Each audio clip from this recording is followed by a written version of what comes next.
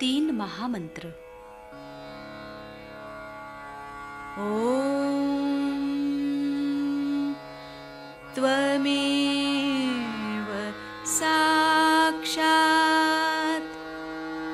श्री महालक्ष्मी महासरस्वती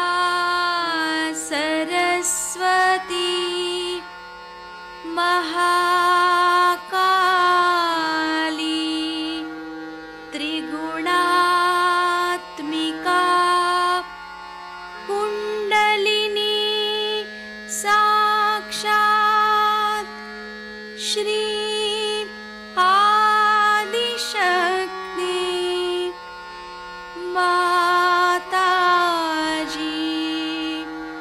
श्री निर्मला देव्यै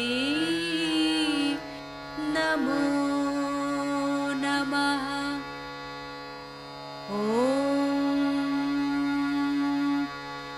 त्वमेव साक्षात् श्री कल्की साक्षात् श्री आदिशक्ति माताजी श्री निर्मला देव्यै नमो नमः। ॐ त्वमेव साक्षात् श्री कल्की साक्षात् श्री सहस्रार्य स्वामिनी मोक्षप्रदायिनी माताजी श्री निर्मला देव्यै नमो नमः। श्री गणेश मंत्र। ॐ त्वमेव साक्षात् श्री गणेश साक्षात् श्री आदिशक्ति माताजी श्री निर्मला देव्यै नमो नमः।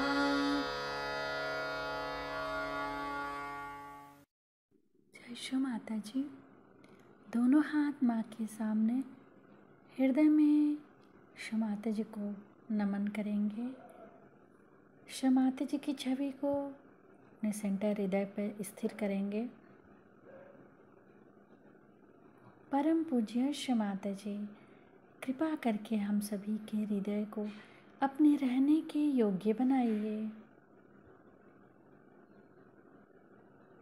श्री माता जी, हम सबको क्षमा कर दीजिए, हम सभी अज्ञानी हैं।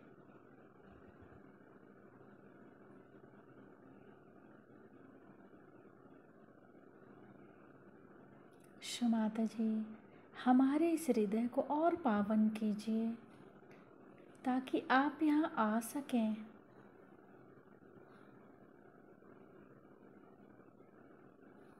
माँ की छवि को सेंटर हृदय पे निरंतर देखते हुए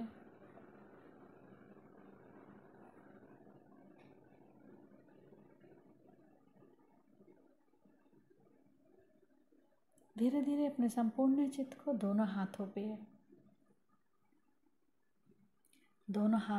को देखते हुए माँ से प्रार्थना, श्री माता जी कृपा करके हमारे दोनों हाथों की ओर देखिए।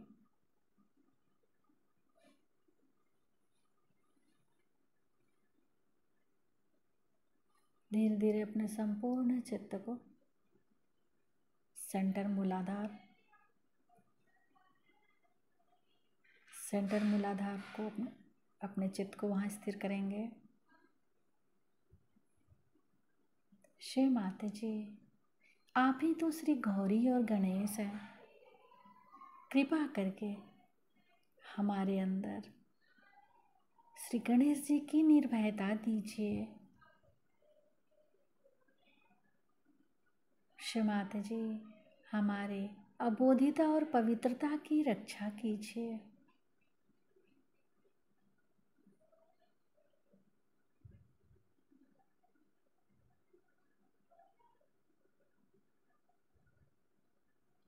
धीरे धीरे अपने संपूर्ण चित्त को सेंटर स्वादिष्ठान,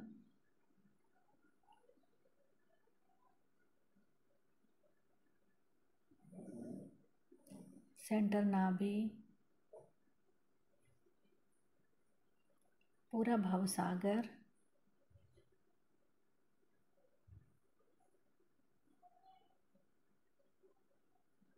सेंटर हृदय,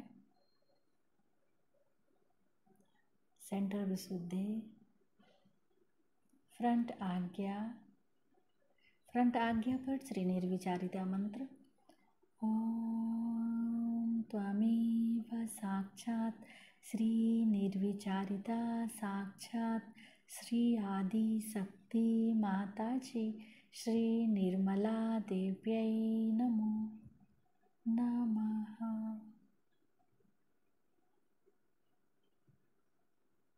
बैक आज्ञा।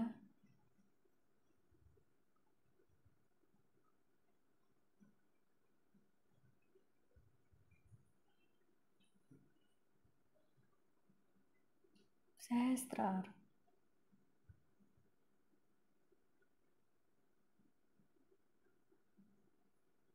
सहस्त्रार पर एक चित रहेगा, एक चित सेंटर मूलाधार, दोनों जगह एक साथ। सहस्त्रार से सेंटर मूलाधार,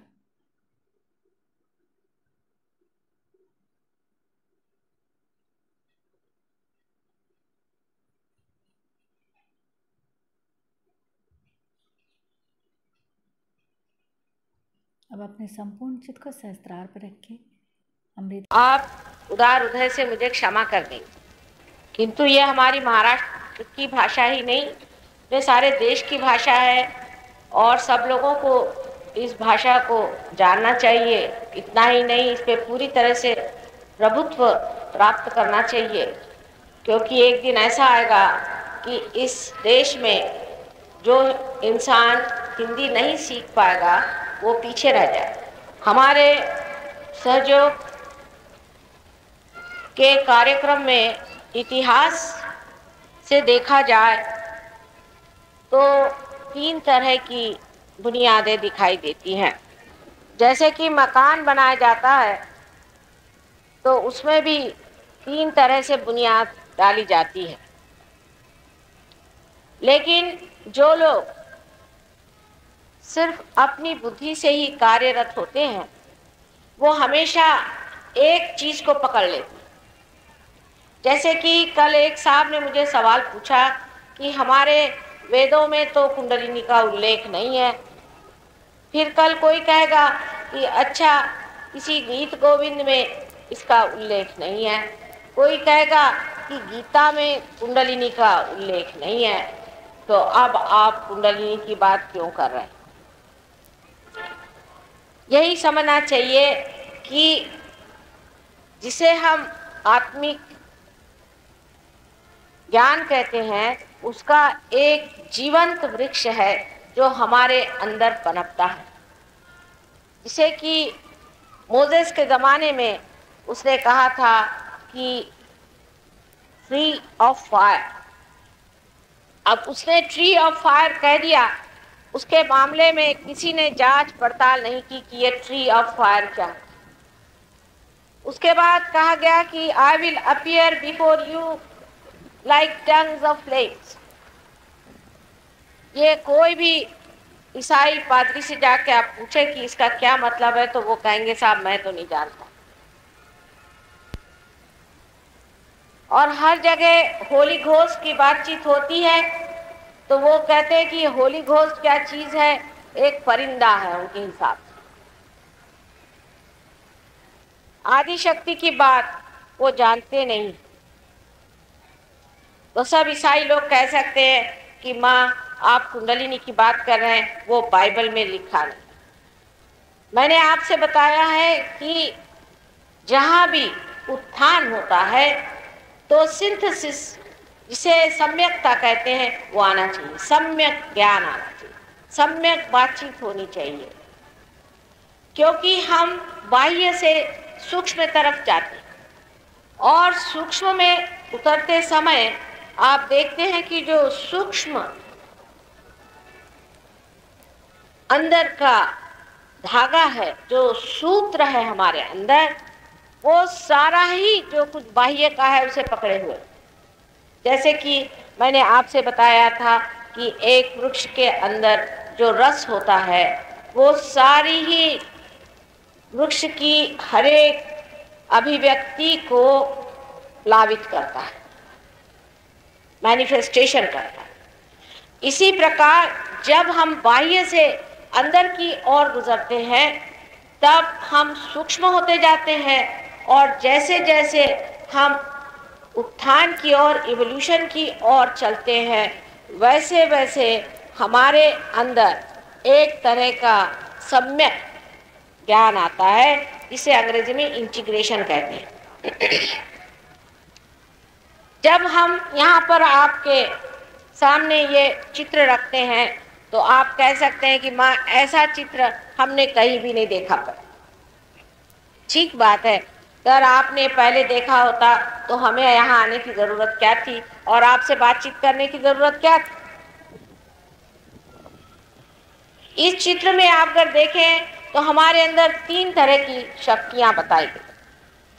अब जो बातचीत हम कर रहे हैं उस पर आप विश्वास करें या न करें, यह दूसरी बात है, लेकिन कम से कम एक शास्त्रीय तरीके से उस दृष्टिकोण से अगर देखा जाए तो मनुष्य को अपनी बुद्धि को सजग रखना चाहिए और खुले दिमाग से सोचना चाहिए।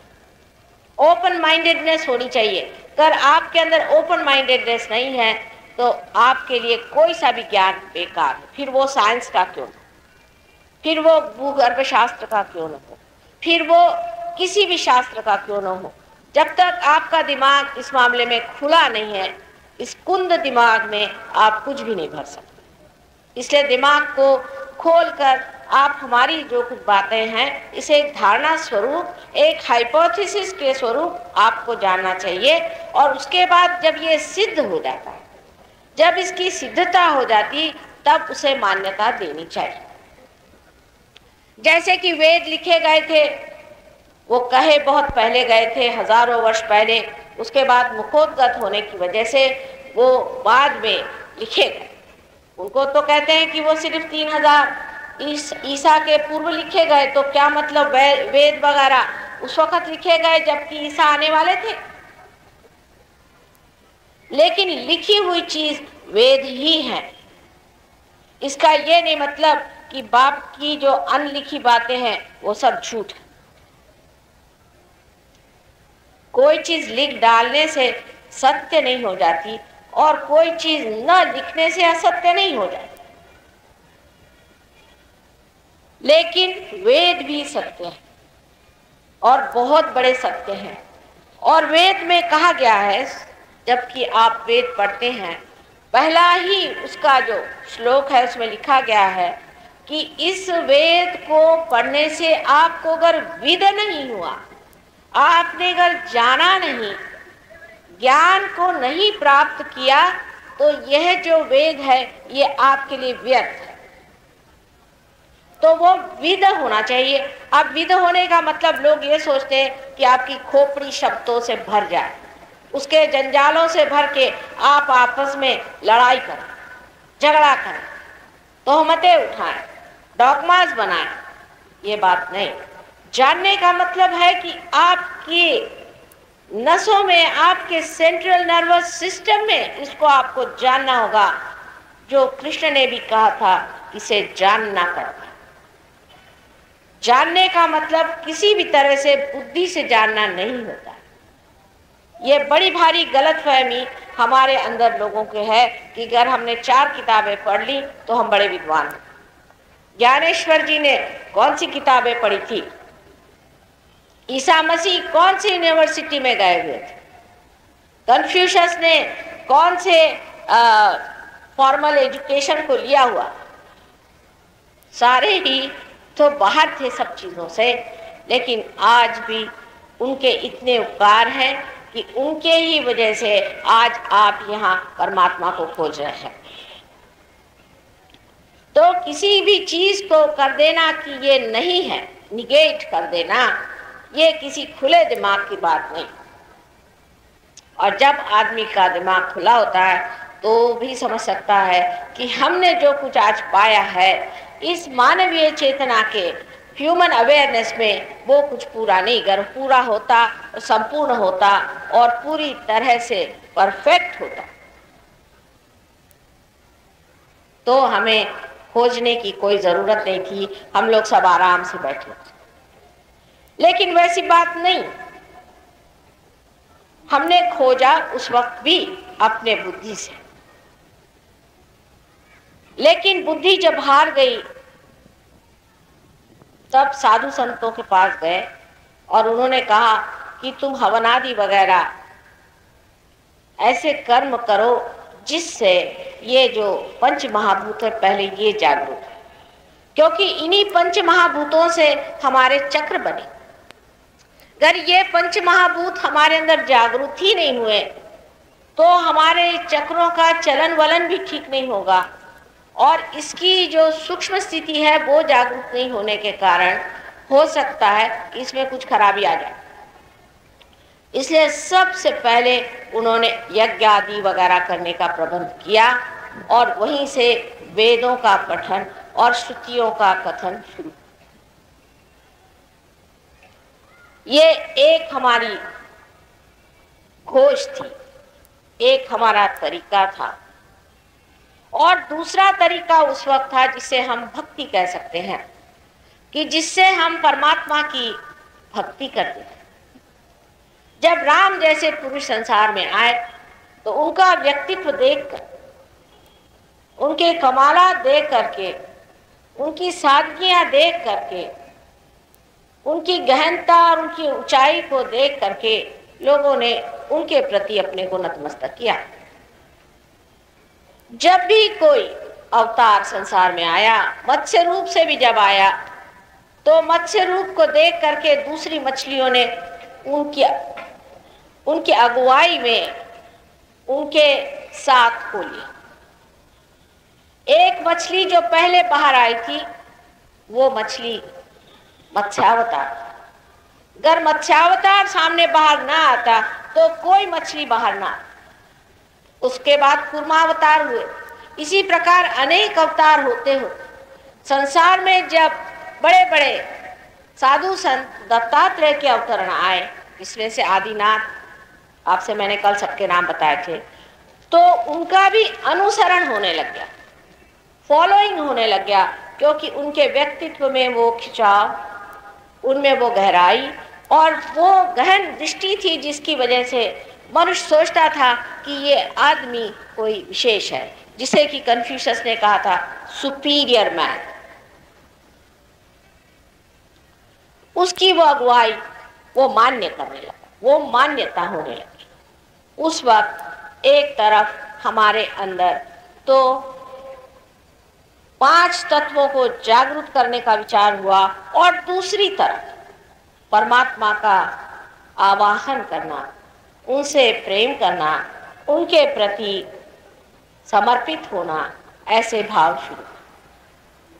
इस प्रकार 2 तरह की बड़ी भारी हलचल हमारे देश में हुई।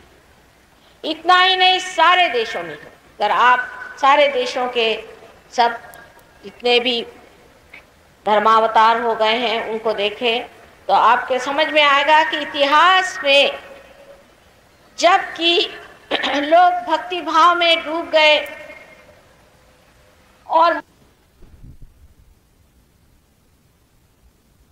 भी मूर्ति बनाकर उसको पूजने लगे, बाइबल में भी लिखा हो है कि whatever is created by mother earth and by the sky is not to be reproduced and to be worshipped.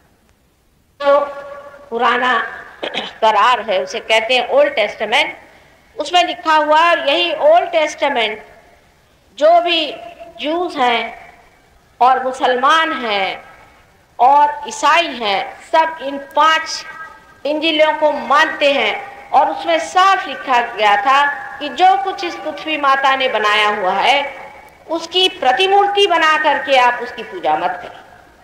इसका मतलब ये था कि हमारे यहाँ जो स्वयंभू चीज है, जो पृथ्वी ने बनाई चीज है, इस पर किसी ने विचार नहीं किया उन लोगों ने कि आखिर पृथ्वी ने कौन सी चीज बनाई है, पृथ्वी माता ने ऐसी कौन सी चीज संसार में लाई हुई है कि जिसकी प्रतिमूर्ति बना करके और हमें पूजा नहीं करनी।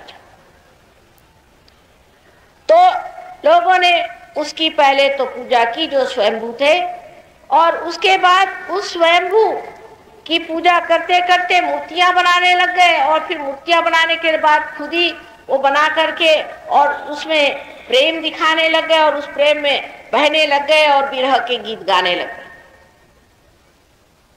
ये भक्ति का एक मार्ग चल पड़ा। जैसे आपने कहा कि चंदन में अगर सुगंध है तो उसे हमें क्या करें, हमें तो परमेश्वर का ही नाम अच्छा लगता है। एक भक्ति का मार्ग, ये भी एक खोज। जो मनुष्य भावना से पूरी था उसने इस तरह से परमात्मा को खोजा, इसमें कोई गलत बात नहीं। लेकिन उसने लिख के नहीं रखा कि मैं इस तरह से खोज रहा हूं, उस तरह से खोज रहा है। जब तक बहुत दिनों में जब संत साधुओं का लिखना शुरू हुआ तब से ये बातें लिखी गई। और इसलिए लोग सोचते हैं कि वेद ही प्रमाण। क्या प्रमाण है वेद का? पूछिए। जो लोग वेद को लेकर के इतना सर फोड़ते हैं लोगों का, उनसे पूछिए कि वेद क्या प्रमाण है। वेद का प्रमाण दीजिए। दे सकते हैं आप वेद का प्रमाण? क्योंकि लिखी हुई चीज है इसलिए क्या वो प्रमाण है? कोई भी चीज जो लिख देते हैं वो क्या शास्त्र है? उसका प्रमाण क्या? उसका प्रमाण आज हम दे सकते कि हमें विद होना है, हमें इसे जानना है। तो तत्वतः दोनों जगह एक ही बात कही गई कि हमें उन्हें जानना है, और दूसरी जगह ये कहा कि परमात्मा तुम हमारे हृदय में आ जाओ। अब इन दोनों में क्या फर्क है? अगर हम किसी से कहें कि आप हमारे मेहमान हैं, हमें आपको जानना है, और दूसरा कहे कि आप हमारे मेहमान हैं, आप तशरीफ ले आइए, तो इन दोनों चीज में क्या फर्क हुआ? अपना अपना ढंग, अपना अपना तरीका लोगों ने अगर इस्तेमाल किया, उसको अगर उपयोग में लाया है, तो उसके लिए आप क्या ये कहेंगे कि ये प्रमाण है? और वो प्रमाण नहीं क्योंकि आप किताबें पढ़ते हैं और सर्वसाधारण मनुष्य किताब नहीं पढ़ सकता। इस वेद का जो पठन हमारे अंदर हुआ है उसकी वजह यह है कि हमारे अंदर जो राइट साइड में शक्ति है, जिसे हम महासरस्वती की शक्ति कहते हैं, वो जिस आदमी में ज्यादा प्रगल्भ हो जाती है वो उस ओर दौड़ता है जहाँ महासरस्वती के आशीर्वाद से पंच महाभूत बनाए गए, और उसकी शक्तियाँ क्या है उसे जानने की इच्छा से और उसी के ओर अग्रसर होते जाता है। लेकिन इसका मतलब ये नहीं कि एक ही शक्ति हमारे अंदर बैठी हुई है, कि हमारे अंदर सिर्फ प्राण शक्ति ही है। बहुत से लोग उस प्राण शक्ति को लेकर बैठे, ये सम्यक ज्ञान नहीं हो। दूसरे लोग हैं जो भक्ति में चूर है, जितने यहाँ के संत साधु हैं सब भक्ति में चूर है।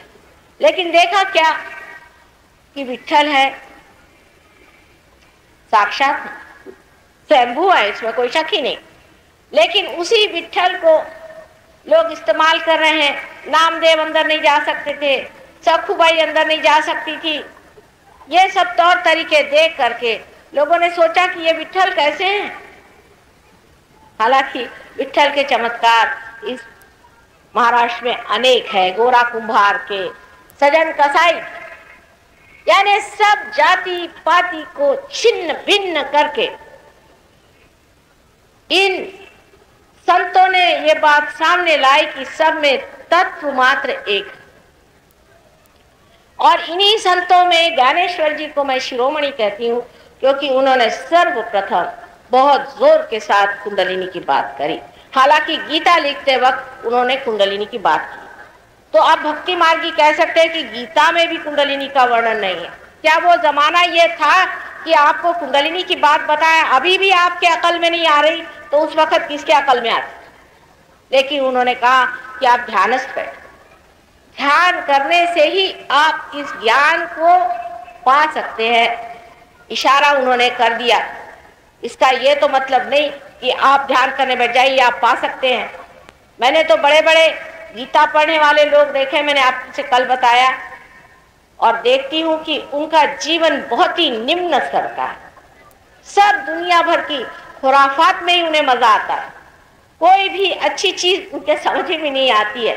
जैसे कोई आदमी है सड़ा हुआ फल ही खाने में मजा करता है, सड़ी हुई चीजें खाने में मजा लेता है, उसी प्रकार मनुष्य जो कि अपने को बड़ा विद्वान और पंडित और ऊंचा समझता है, उसका अगर आप जीवन जाके देखें तो एकदम सड़ा गला जीवन है, और दिन पे दिन वो सड़ते गलते जाता है और सोचता है कि मुझे बड़ा मजा आ रहा है, सबको मैं बेवकूफ बना रहा हूं, मैं तो बड़ा विद्वान। आप अपने ही को बेवकूफ बना रहे, अपने ही को आप ठग रहे। उस वक्त में उनकी बातचीत जहां तक थी वहां तक थी, क्योंकि जैसा समा होता है इसे समयाचार कहा जाता है। उस समाचार के अनुसार जो बात श्री कृष्ण को कहनी थी उन्होंने कह दी, जो बात श्री राम को कहनी थी वो कह दी। जैसे कि एक पेड़ में आप देखते हैं कि मूल होता है, और जिसने उसके मूल को देखा या बीज को देखा तो वो कहेगा भाई ये पेड़ और उस बीज का तो कोई संबंध नहीं है, क्योंकि वो बीज तो कुछ और चीज थी और ये तो पत्ते हैं, ये पत्ते से क्या मतलब।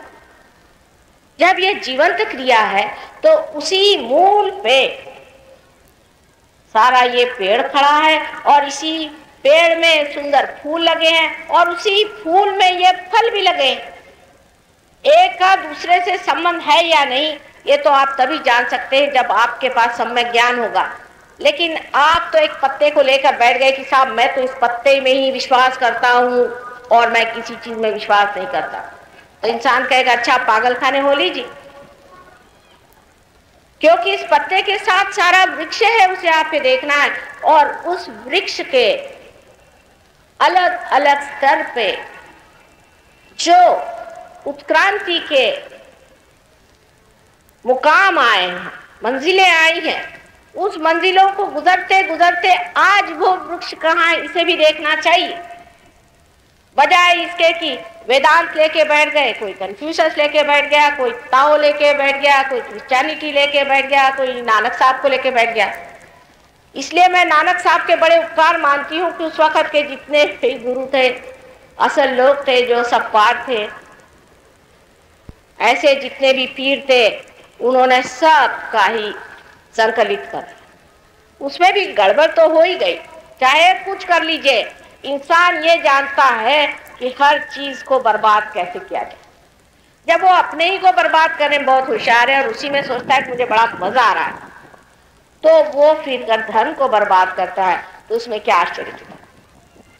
तो धार्मिक इतिहास देखा जाए तो सर्वप्रथम हमारे अंदर जो लिखा गया वो जरूरी नहीं कि वही संपूर्ण था। हाँ, वो एक हिस्सा था जहाँ पर कि मनुष्य ने वेद से और प्राण शक्ति को जगाया, और प्राण शक्ति को जगा करके उसने अपने अंदर के चक्रों में जो पंच महाभूत हैं उन चक्रों को जागरूक किया। ये हमारे उत्क्रांति इवोल्यूशन का एक पहला हिस्सा हुआ, और दूसरा हिस्सा इसका था जबकि मनुष्य ने अपनी भावना को उभार कर उस सतह पे पहुंचा दिया जहां वो परमात्मा को पूरी तरह से समर्पित हो। दुनिया की कोई चीज से उसको मतलब नहीं रहा, उसने कहा कि परमात्मा मैं तुझको समर्पित। इस तरह के एक दूसरे तरह के लोग जिन्हें कि मैं कहती हूँ कि हमारे अंदर त्रिगुण में लोग रहते हैं, उसमें से एक गुण के लोग वो ज्ञान आदि वगैरह ढूंढते थे जो महासरस्वती के प्राबल्य से इस प्रकार हो गए थे, और दूसरे जो महाकाली के प्राबल्य से बने थे वो लोग भक्ति मार्ग में आ गए। दोनों ही चीज जरूरी थी, लेकिन भक्ति का जब अतिरेक हो गया तो फिर ऐसे लोग संसार में आए जिन्होंने निराकार निर्गुण की बात की। क्योंकि जब साकार की आप बात करते हैं तो साकार मनुष्य बना सकता है, वो हर एक तरह का आकार बनाता है, न जाने क्या क्या चीजें मूर्तियों को लेकर कितनी घृणा की चीजें लोगों ने कर डाली जिसका कोई अंत ही नहीं। तो उस वक्त लोगों ने कहा कि जब हम फूलों की बात करते हैं तो लोग प्लास्टिक के फूल बना के उसी को जोड़ते रहते हैं, इसलिए बेहतर है कि हम उस मधु की, उस शहद की बात करें जो इसका असल तत्व है। इसलिए इन्होंने ब्रह्म तत्व की बात करी,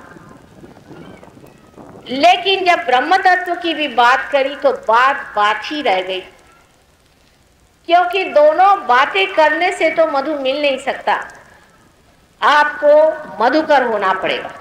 और ये जो तीसरी स्थिति है जहां आपको होना पड़ेगा, जिसे आप असेंट कहते हैं, जिसे आप आत्मानुभाव कहते हैं, जिसे आप आत्मा का साक्षात्कार कहते हैं, जिसे ईसा मसीह ने दूसरा जन्म कहा। जब ईसा मसीह से पूछा गया, निकोदेमस ने कहा कि तू कह रहा है मुझे कि मैं अपना पुनर्जन्म करूं, तो क्या मैं अपनी माँ के गर्भ में फिर से प्रवेश कर लूं? उसने कहा, पागल, ये थोड़ी मैंने कहा, क्योंकि जो माँ के गर्भ से पैदा होता है वो तो ये जड़ है, ये फ्लैश है, लेकिन मैं तो बात कह रहा हूँ उस माँ की जो कि होली घोस्ट है, जो कि होली स्पिरिट है, जो कि कुंडलिनी है, उसकी वजह से जो जन्मता है उसी का असली पुनर्जन्म है। लेकिन कितने ईसाई लोग इसमें विश्वास करते हैं, चर्च में जाइए तो सर पे हाथ रख के कहते हैं कि आप क्रिश्चियन हो, क्योंकि वो सोचते हैं उन्होंने ब्रह्मरंध्र को बेच दी। यही हमारे यहाँ पुनर्जन्म के लिए आप जानते हैं कि ब्राह्मण वही है जो यज्ञोपवीत पहनता है। अब यज्ञोपवीत पहनना भी एक रोजमर्रा का एक रिचुअल जैसा है। ये जो रोजमर्रा की चीजें हम करते रहते हैं उसके बारे में हम सोचते भी नहीं। आज हमारे यहाँ महाराष्ट्र में तो खास है मुंज थाली। मुंज माने क्या कि उस वक्त 8 साल के उम्र में बच्चा जो है वो आत्म साक्षात्कारी हो जाता है। पर होता है क्या? वो क्या वाकई में ब्राह्मण है? क्या उसने वाकई ब्रह्म को जाना है? इसीलिए तुकाराम कहते हैं कि परमात्मा मुझे तुम महार ही कर दे तो अच्छा है, क्योंकि अक्ल पे और भी पर्दा पड़ जाता है। अगर आप पैदा हो गए मैं ब्राह्मण हूं, पर आपने ब्रह्म को जाना है, ब्रह्म तत्व को पाया है? नहीं पाया।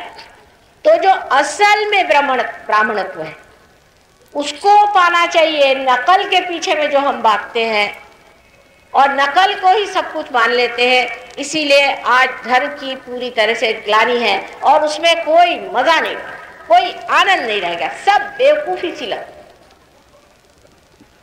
इस प्रकार 2 तरह की हलचल क्रांतियां अपने देश में थी जो मैंने बताई, जो कि महाकाली और महासरस्वती के प्राबल्य से हुई।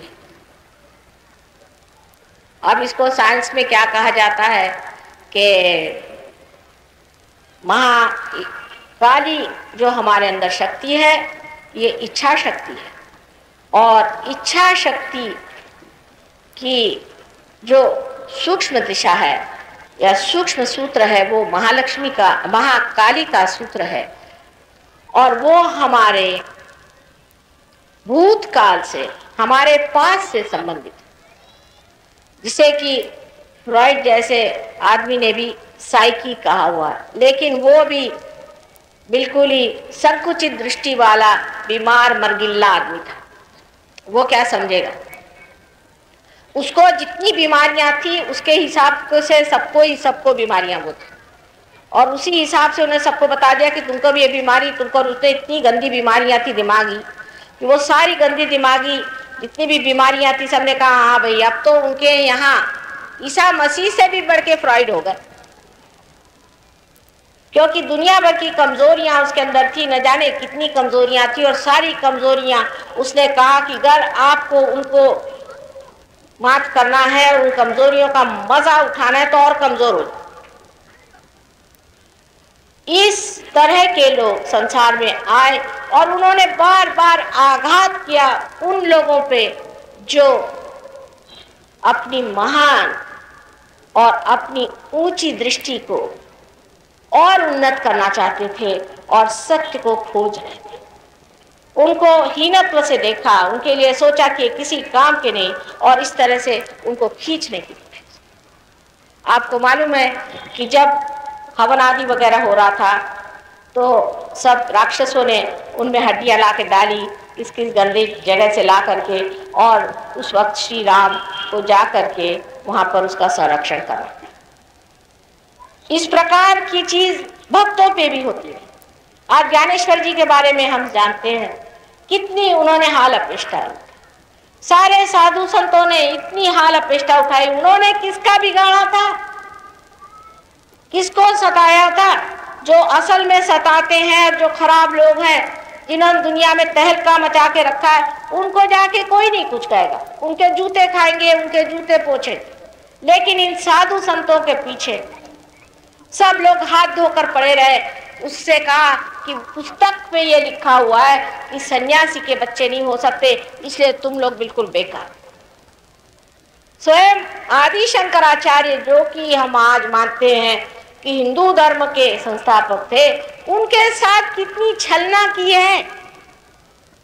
और अगर आप उस केरला देश में जाएं और उन लोगों से बातचीत करिए तो मैं तो हैरान हो गई। वहाँ के जो बड़े भारी विद्वान लोग माने जाते हैं, वो कहते हैं ये तो झूठा था, फोकस फोकस, और आप बड़े सच्चे हैं। इस प्रकार भक्ति मार्ग जो लोग आए वो भी सच्चे थे, और जो इस दूसरे मार्ग में जिसे हवनादि प्राण शक्ति के और मुड़े वो भी ठीक थे।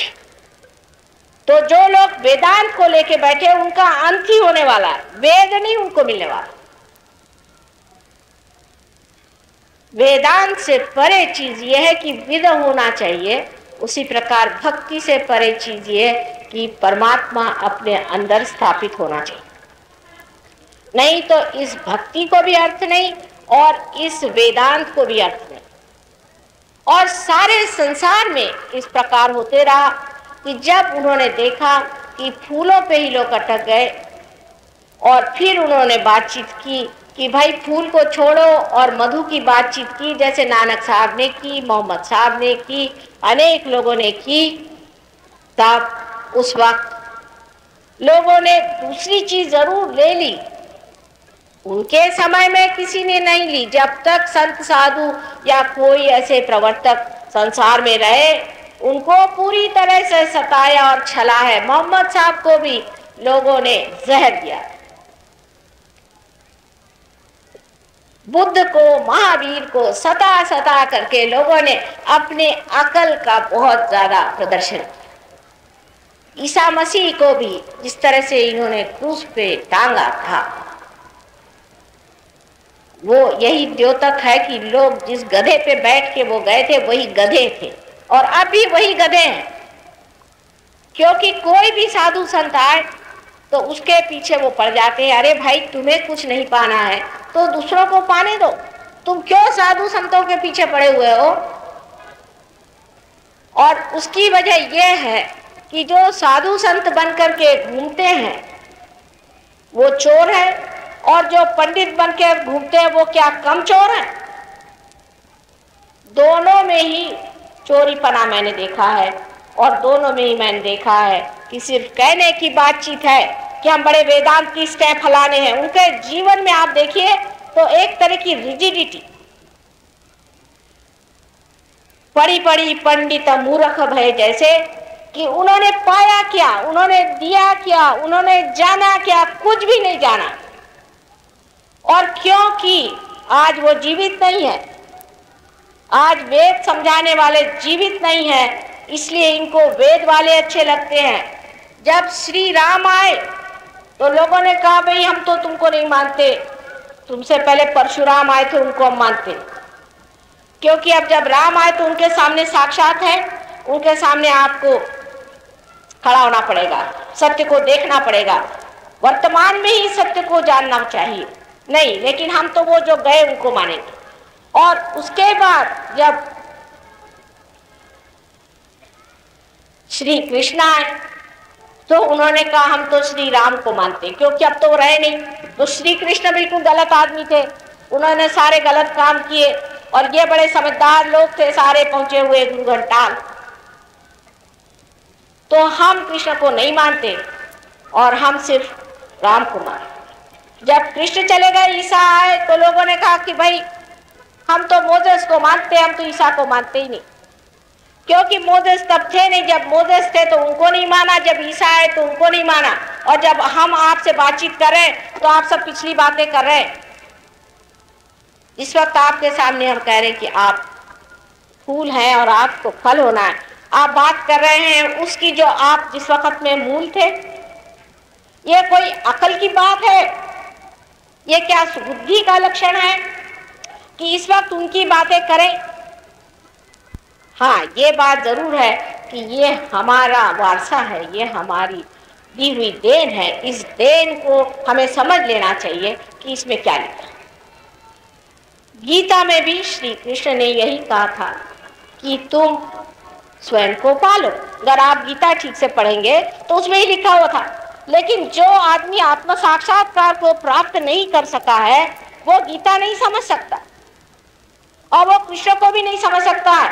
कृष्ण तो बहुत ही ज्यादा सत्य के अवतार थे, और उन्होंने ऐसी माया अपनी फैलाई हुई थी कि लोगों के खोपड़ी के बाहर है गीता को समझ। वही हाल बाइबल का है, वही हाल कुरान का है। मोहम्मद साहब ने कुरान में साफ कहा है कि जब उत्थान का समय आएगा उस वक्त तुम्हारे हाथ बोलेंगे, और आज आप जानते हैं आपके हाथ बोल रहे हैं महामेधा। मोहम्मद यानी महामेधा, जिसकी मेधा सबसे ऊंची है। तो अब लोग लड़ने लगे। वो उत्थान का समय की बात उन्होंने क्यों की थी? जब वो सब खत्म करके चले गए थे और ये अकलमंद मुसलमान तैयार के चल कर करके गए थे, तो उन्होंने बात की। वही हाल शंकराचार्य ने जो कुछ बात कही वो आज के शंकराचार्यों में बिल्कुल नहीं। इस वक्त में हमें यह समझना चाहिए कि आज आप हमारे सामने बैठे और हम आपके सामने हैं, और जो वर्तमान में है उसे आप पाए, जो आपके सामने है उसे आप जाने, तब आप हिम्मत वाले, तब आप में असली सत्य की ओर खोज है। नहीं तो हमारे पिछले लोगों को लेकर के बैठना ये कोई बड़ी भारी सूझबूझ की बात नहीं। अब दूसरी बात यह है कि भक्ति और ज्ञान जिसे कि प्राण शक्ति पे पाया जाता है, इसके लिए भी बहुत से लोग मुझे पातंजल योग पे बातचीत करते हैं। जिन्होंने किसी ने मेरे ख्याल से पातंजल योग पढ़ा ही नहीं है, उनके लिए पातंजल योग मैंने सर के बल खड़े रहना या 2-4 एक्सरसाइज करके सिनेमा एक्टर और एक्ट्रेस बनना है। आज यही एक बीमारी चल पड़ी है कि सब आदमी जो है वो एकदम हड्डी के ढांचे बन जाए। ये भी सेल्फ डिस्ट्रक्टिव, ये भी अपने को नष्ट, सारे फैशन में देखती हूँ कि अपने को नष्ट करने के लिए बनाए। और इस तरह की ये जो चीज चल पड़ी है कि हम अपने शरीर की ओर इतना चित्त दे, इसीलिए हम आसन करें। इसमें पातंजल योग का इतना सा भी हिस्सा नहीं है, क्योंकि ये तो अष्टांग योग है। उसमें से एक छोटा सा हिस्सा यमन नियम आदि है, उसमें से बहुत छोटी सी बात। और पातंजल योग में ये सब बताया है कि ऋतंभरा प्रज्ञा को जानना चाहिए। आप अगर पढ़ते ही नहीं है तो मैं उसे क्या करूं? अगर आप पातंजल योग को पूरी तरह से पढ़े तो जिस ऋतंभरा प्रज्ञा का उन्होंने वर्णन किया वही आप जान रहे। फर्क इतना ही है कि पातंजल उस वक्त धीरे धीरे एक आदमी को ले करके उसकी स्वच्छता करके और उसे पार कराते थे। लेकिन आज हजारों लोग पार हो रहे हैं। अगर हो रहा है तो उसमें बुराई क्या है? हमेशा वृक्ष पे एक दो ही फूल पहले लगते हैं और फिर हजारों वृक्ष लगते हैं। अब जो तीसरी संस्था थी वो बहुत गुप्त रूप से चलती थी, जहाँ की लोग किसी को पार कराते। हिंदुस्तान में क्या, कहीं भी ये संस्था बहुत ही गुप्त रूप से चलती थी। मैंने एक ज़ैन के जो मुख्य थे उनसे पूछा कि भाई तुम तो पार नहीं हो तो तुम अपने को ज़ैन कैसे कहते हो? कि ज़ैन का तो मतलब है जिसने जाना है, जो ज्ञानी है। अब नाम तो ज्ञानी और अंदर में कुछ कुंडलिनी जो है सोई हुई है, तो ऐसे आदमी को कैसे ज्ञानी कहा जाए? लेकिन वो तो ज़ैन है। तो मैंने कहा साहब आप कैसे अपने को ज़ैन कहते हैं? तो वो कहने लगे कि साहब 6th सेंचुरी से ले करके सिर्फ 8th सेंचुरी तक हमारे यहाँ 26 कश्यप हो गए, हमारे रियलाइज सोल्स हो गए, उससे बाद से कोई नहीं हुआ, तो मैं कहाँ से हुआ? तो मैंने कहा कम से कम तुम ज़ैन तो मत सिखाओ, पहले रियलाइजेशन ले लो फिर सिखाओ। पहले वो बड़ा कठिन है, दुर्गम है। मैंने कहा बहुत सुगम है। यही बात हर एक की है कि वो ये नहीं जानते कि आपको किसी के बारे में बातचीत करने का भी अधिकार तभी होगा जब आप आत्म साक्षात्कार के प्रकाश में बैठे हैं। नहीं तो जो देखो वही धर्म की बात करता है। धर्म के अंदर 2 अंग मैंने आपसे बताया कि भक्ति और ज्ञान के, और उसके अंदर जो गुप्त रूप से दोनों को जोड़ने वाला मध्य मार्ग था, जिसे कि बुद्ध ने बताया कि मिडिल पाथ, और जिसे महावीर स्वामी ने बहुत विशद रूप से बताया है कि सम्यक ज्ञान होना चाहिए। ये जो मध्य मार्ग था ये इस महाराष्ट्र में भी अनादि काल से चलता रहा, जबकि मच्छिंद्र नाथ आदि नाथ लोग यहाँ आए और इन्होंने बहुत ही गुप्त रूप से बहुत थोड़े लोगों को अवधूत बनाने का प्रयत्न किया और करते रहे। उससे पहले आदिनाथ आदि लोग हो गए। पार्श्वनाथ के भी सर पे आप देखिए कुंडलिनी दिखाई देती, लेकिन महावीर को मानने वाले लोग ये कभी नहीं सोचेंगे कि ये कुंडलिनी है। वो सांप जैसे जो उनके ऊपर है वो है क्या चीज, इसको वो कभी सोचेंगे नहीं। वो तो सोचेंगे महावीर जी बस वो कपड़े उतार के घूमते थे। वो तो एक क्षण भर के लिए उनसे कपड़ा फट गया था और आधा कपड़ा एक रास्ते में, ऐसा कहते हैं कि कृष्ण ने उनकी परीक्षा ली थी तो उसको उन्होंने दे दिया क्योंकि वो बिल्कुल ही नग्न था। और एक क्षण भर के लिए उसके बाद वो चले गए अपने राजमहल में, उन्होंने कपड़े पहन लिए। लेकिन वो क्षण ही हमारे जैन लोगों के लिए विशेष हो गया है और उनका रात दिन इस तरह से नग्न करके उनका अपमान कर रहे हैं।